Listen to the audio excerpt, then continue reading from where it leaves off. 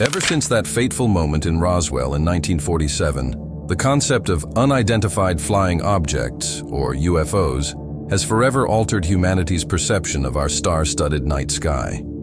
Since then, tales of peculiar objects appearing from above have never ceased to stir public curiosity. We've witnessed thousands of reported encounters, from enigmatic radar signals and fleeting glimpses across the heavens, to even attempts by the military to intercept them. However, amidst these myriad records, a crucial piece of the puzzle is often missing. Information about the actual beings operating these strange flying objects, the entities we commonly refer to as aliens. It is precisely for this reason that whenever even the slightest news of their existence emerges, it almost immediately ignites a wave of excitement among researchers and enthusiasts. A prime example is the two bizarre mummies that were recently put on display during a congressional hearing in Mexico. Yet, even when we've had the chance to interact with extraterrestrials, most cases have been limited to finding their remains, either from UFO crashes or mysterious mummified bodies.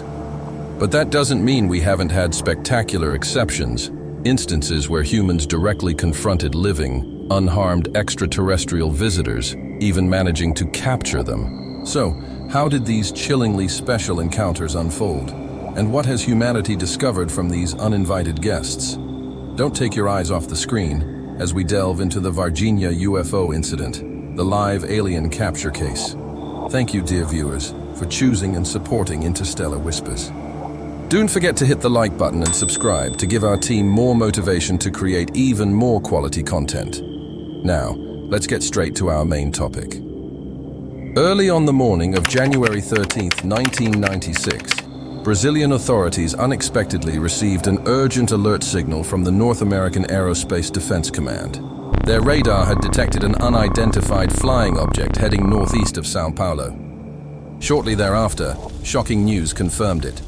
The strange object had crashed in the outskirts of the city of Varginha, in Brazil's Minas Gerais state. This astonishing sight was coincidentally witnessed by Orina de Freitas and Eric de Freitas, a simple farming couple who woke up early for work as usual. But fortunately, things were not that simple. 7 days later, on January 20th, 1996, three girls, Katia Xavier, 22, Liliane Silva, 16, and Valkyria Silva, 14, all living near the Maquim Gym in São Vicente, Varginha, experienced something that would forever haunt them. Liliane was walking ahead, followed by the other two girls, when they passed a wall. Suddenly, Liliane saw a terrifying creature crouching beside it. She screamed in terror. Katia and Valkyria quickly ran over and also saw the creature. They described it as entirely brown, slippery and greasy, with very large red eyes.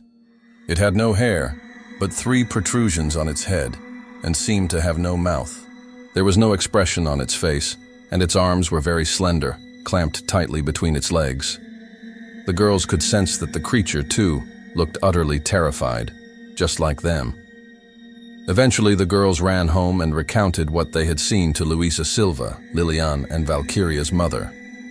All 3 believed they had encountered some kind of evil spirit and were haunted for a long time. When Luisa persuaded her 3 daughters to take her back to the wall, the strange creature was gone. But Luisa still believed her daughter's story. Why? Because she had seen the creature's footprints on the ground. It had only 3 toes, and like Carlos, all 4 of them smelled a very unpleasant odor. The girls said it smelled like rotten eggs, while Luisa described it as worse and more pungent than sulfur. She could still smell it for the next 20 days, and even had to use alcohol to try and mask the horrifying stench. After the girls reported their discovery, military trucks once again appeared. Varginha residents stated that this was the first time they had seen soldiers so heavily armed with ammunition, as if they were ready for battle within the city. Soldiers immediately cordoned off the streets, carrying guns and stopping anyone who tried to cross the blockade. After sealing off the streets, the military began their search. That morning, as Orina was busy preparing breakfast for her family, something incredibly strange suddenly happened outside. The livestock on their farm, usually calm, suddenly panicked intensely, running wildly everywhere as if encountering a ferocious predator. Curious, Orina looked out the window and couldn't believe what she was seeing. A bizarre, enormous object hovering in the air. Despite being terrified, she managed to maintain the necessary composure to call her husband, Eric, to come and see. According to the couple's description, the mysterious object was similar in size and shape to a school bus. It silently hovered, moving slowly and strangely, emitting no sound whatsoever despite its massive appearance. Seemingly in distress, continuous plumes of white smoke emanated from it, enveloping the craft. A few minutes later, this UFO quietly landed at the foot of a distant hill. But the Freitas couple were not the only witnesses to this unbelievable sight. On the other side of the mountain, Professor Carlos de Souza, a university lecturer, also coincidentally witnessed the entire event relatively clearly while driving on a nearby road. Suddenly, Carlos noticed a huge, cigar-shaped object flying towards the road, about 300 to 400 meters above the ground. The rear part of the object was damaged, continuously spewing thick white smoke, and slowly descended. However, when it was only about 100 meters from the ground, it unexpectedly ascended again, but then seemed unable to hold on and fell freely to the ground. At that time, Carlos had absolutely no concept of UFOs. He thought it was an airplane crash and hastily drove to the scene with the intention of helping the victims. However, the sight at the crash site left him utterly shocked. The entire area was filled with debris from the strange object. Stepping out of his car, Carlos smelled an extremely pungent ammonia odor, like many rotten eggs had been smashed.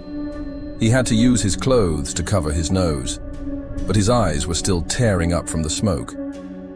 As he approached the object and looked closer, he noticed that the texture of the debris resembled aluminum foil. As Carlos put it, it was like the foil wrapped around a roasted chicken. He picked up a small piece. It was extremely light and thin. Carlos easily crumpled it into a ball with his hand, but astonishingly, when he let go, the piece immediately returned to its original shape. Just as Carlos was still fumbling, unsure what to do next, several Brazilian army trucks unexpectedly appeared.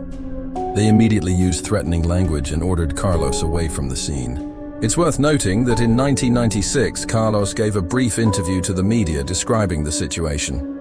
However, immediately after that interview, he vanished from public view for 26 years.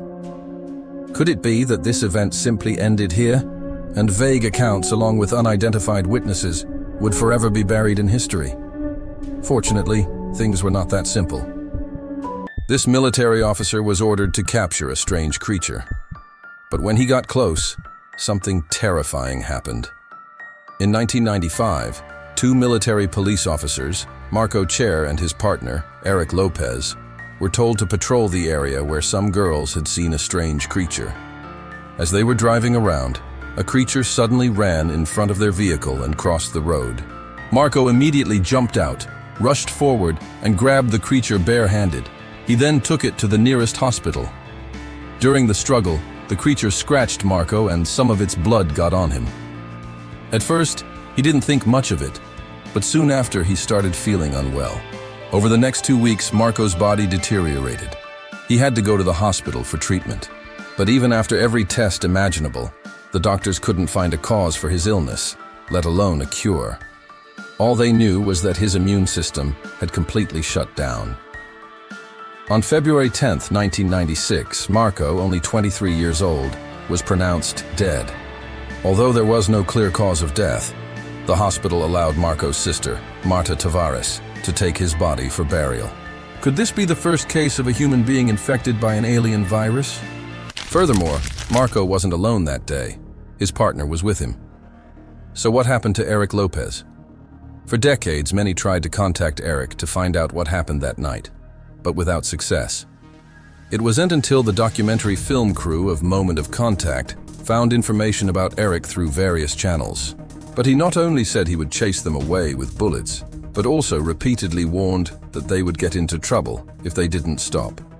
Although there was no confirmed information from Eric, his reaction seemed to imply that this event was far from simple and should remain buried forever. Let's return to January 20th, 1996, the day Marco captured the alien creature. Through many declassified documents, it's known that in reality, a total of 2 alien creatures were captured. One was captured by Marco on the spot, as mentioned. The other was captured by the local Varginha Fire Department on the morning of the day before the girls witnessed the creature. That day, the fire department received numerous calls from residents reporting that they saw scary animals somewhere and requested firefighters to come and capture them. When the firefighters set out, they thought it was a ferocious wild animal, but upon arriving at the reported location, they saw a creature with brown skin, as if it had just emerged from an oil barrel, with frighteningly large red eyes.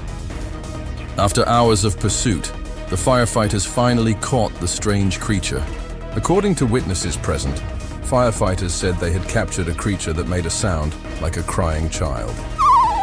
In the area where the girls discovered the alien creature and Marco captured it, a family recounted their strange experience to the Moment of Contact film crew. Just one night after the alien creature was captured, as their family went out to pick up food they had ordered, they saw a strange object appear in the sky. The object was very large, silver, but emitted a very red light. It looked like a disc spinning rapidly, hovering in the sky for about 15 minutes, as if searching for something. And perhaps many have already somewhat guessed that the alien creature captured by humans earlier was likely the alien pilot from the cigar-shaped UFO that crashed. This disc-shaped UFO could very well be from the same team as the crashed cigar-shaped UFO, coming to search for the missing pilot. However, it arrived a step too late, and humans had already captured the pilot. So, what happened to the 2 mysterious alien creatures that were captured?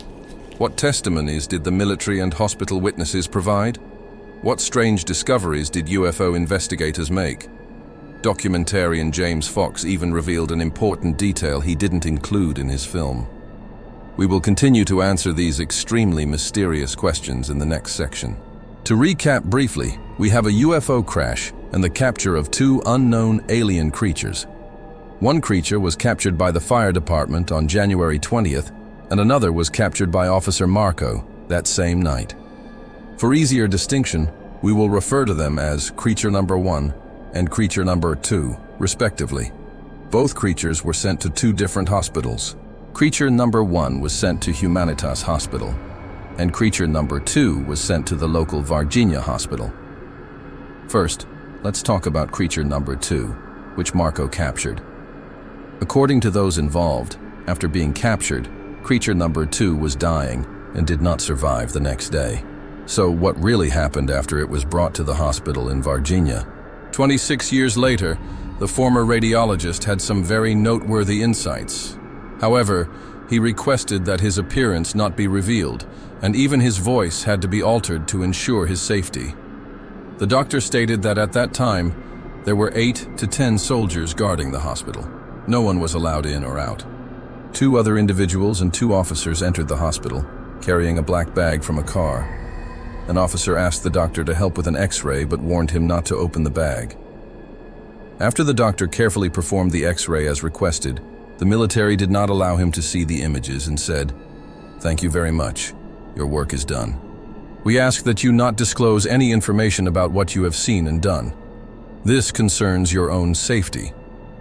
The doctor also mentioned that the creature in the black bag emitted a very strong odor, like a mixture of ammonia and sulfur, which perfectly matched the testimonies of previous witnesses. Even after the military left with the bag, the foul smell did not dissipate, but lingered at the hospital. They had to clean for a very long time before reopening for service. The doctor particularly emphasized that the smell was extremely unpleasant because he could still smell it in his nose and respiratory system for about 3 to 4 days afterward. And you must remember Luisa Silva, whom we mentioned earlier. She said she could smell the foul odor for many days and had to use alcohol to rinse her nose. She and this doctor were complete strangers, yet they shared a relatively consistent description. Let's temporarily set aside the story of Creature Number 2. This time, we'll see what happened to Creature Number 1. Surprisingly, everything seemed much stranger. Creature Number 1 was still alive when it was brought to the hospital, but in a very weak state. The military ordered the doctors to quickly perform surgery on it. In the documentary film titled The Brazil UFO Crash, The Varginha Accident, A soldier guarding the hospital area called the editor-in-chief of UFO magazine, AJ, to recount his strange experience. The soldier stated he couldn't believe his eyes because what was on the stretcher was a real alien creature. While the doctors were operating on the alien creature, he had to stand guard strictly in the operating room. At that time, he didn't know if the alien creature was alive or dead, nor did he know if the doctors were performing an autopsy or providing treatment. He only saw the doctors were busy, and their expressions were like his, full of tension and panic. The soldier described this alien creature as approximately 1 meter tall, with shiny, greasy brown skin. Furthermore, what was more terrifying was that it had large eyes and hands like claws. This alien creature emitted a very unpleasant odor. Their superiors were even worried that everyone would fall ill due to this terrible smell. After the surgery was successful, he and his comrades were sent out, and finally, the doctor declared that the alien creature had died. In the Moment of Contact documentary, a soldier codenamed Military X also recounted his experience during the special mission in 1996. His mission at that time was to mobilize several military trucks from a military base in Caxias and transport them to the city of Varginha. First, he followed Secret Service officers to the local Varginha hospital, and then to Humanitas Hospital. At Humanitas Hospital, he witnessed an astonishing scene. In one of the hospital rooms, a stainless steel box was placed on a table containing a creature that was definitely not human, with dark brown, oily skin. The upper part of the creature was covered, but just by looking at its legs and feet, one could tell it was not human, with its toes looking V-shaped at some angle.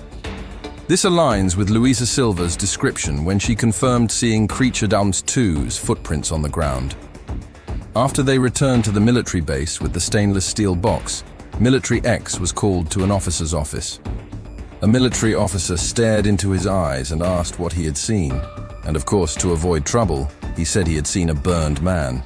The officer then told Military X that this secret was not to be disclosed or even mentioned in the slightest. But things didn't stop there. While creature number 1 was being treated at the hospital, the documentary filmmaker revealed in an interview that the creature had used its brainwave communication ability with 2 medical personnel and had exchanges with them. The reason this part was not included in his documentary was because they needed video testimony from the medical personnel, but that seemed far from easy. However, UFO enthusiasts can further confirm this information by referring to the book titled The Brazil UFO Crash, A True UFO Crash and Surviving Aliens, written by Dr. Roger Lear. In Chapter 6 of the book, a medical staff member, identified by the initial M, told Dr. Lear that a blue mist suddenly appeared in the operating room during the surgery. They didn't know the origin of this mist, and everyone was worried it might be toxic. Nurses in the operating room began frantically knocking on the room door, but the military outside demanded that the medical staff find the source of the blue gas. Everyone then realized that the gas was emanating from the alien creature lying on the operating table. M slowly approached the creature in extreme fear. Suddenly, M's eyes met the creature's eyes. Its eyes were red, looking like 2 swirling masses of liquid, instantly pulling M into a hypnotic state.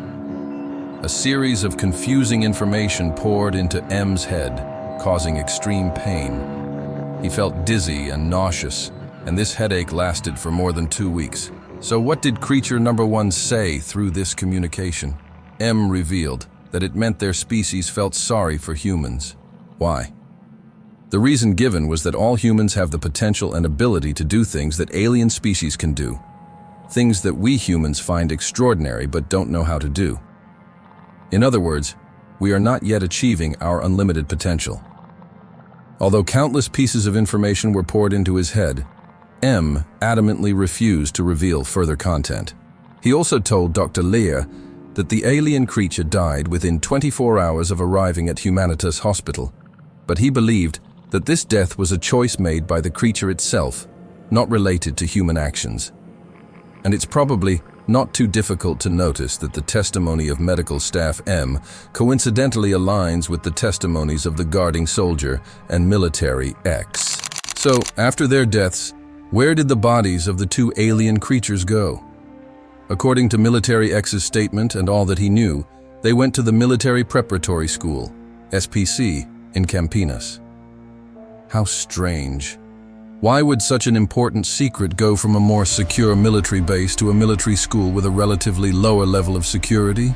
Military X said there was a rumor in the military that the Brazilian military had handed over the collected UFO fragments and alien remains to the US military.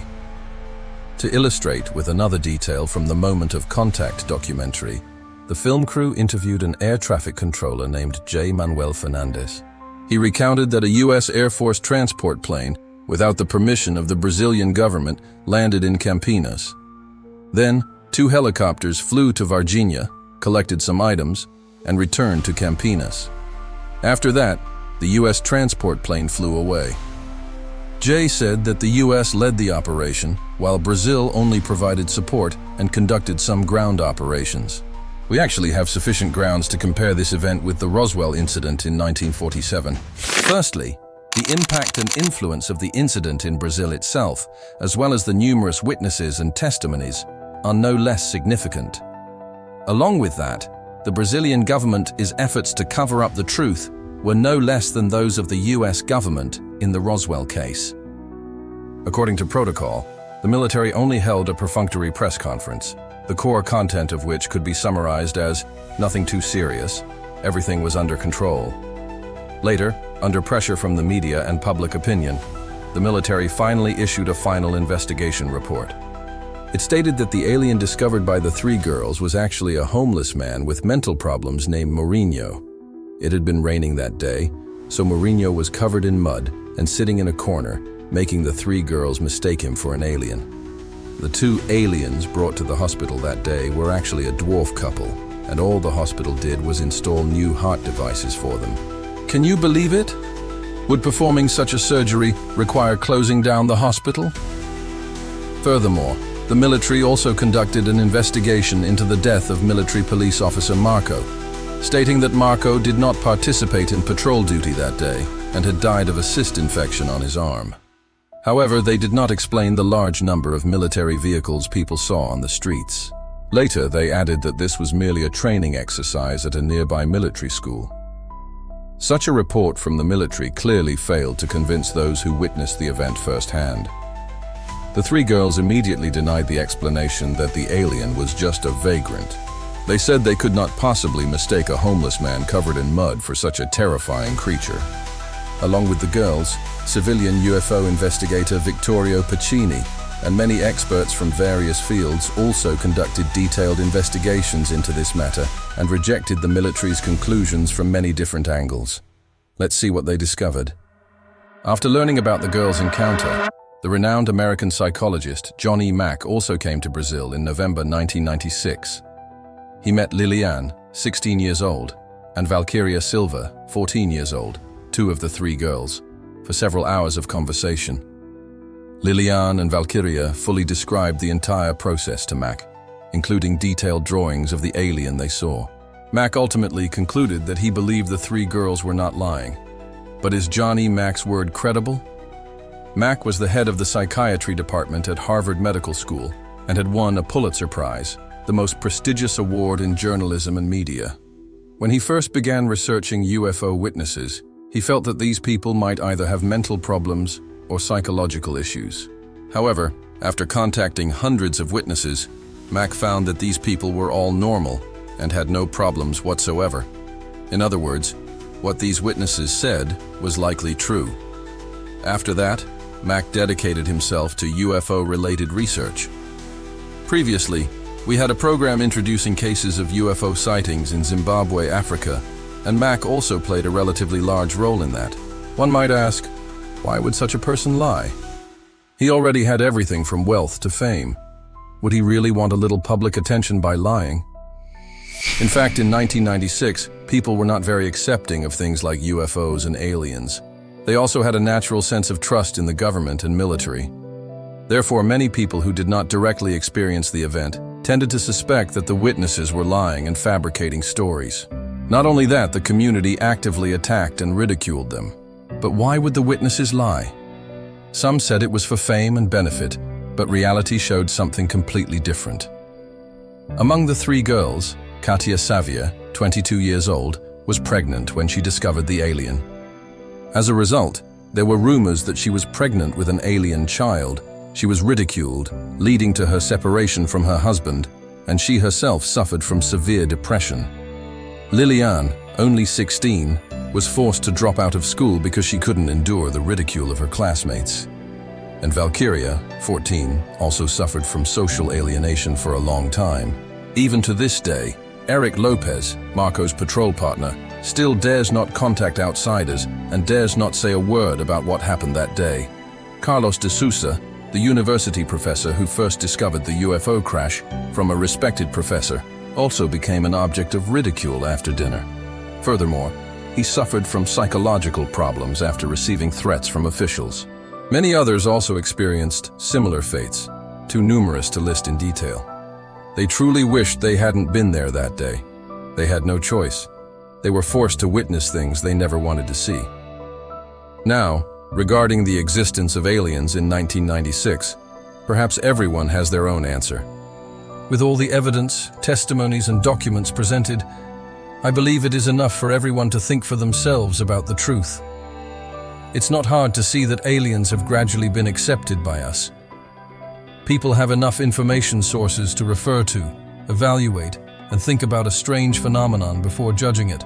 In the future, it is very possible that many more incidents similar to Varginha or Roswell will be revealed.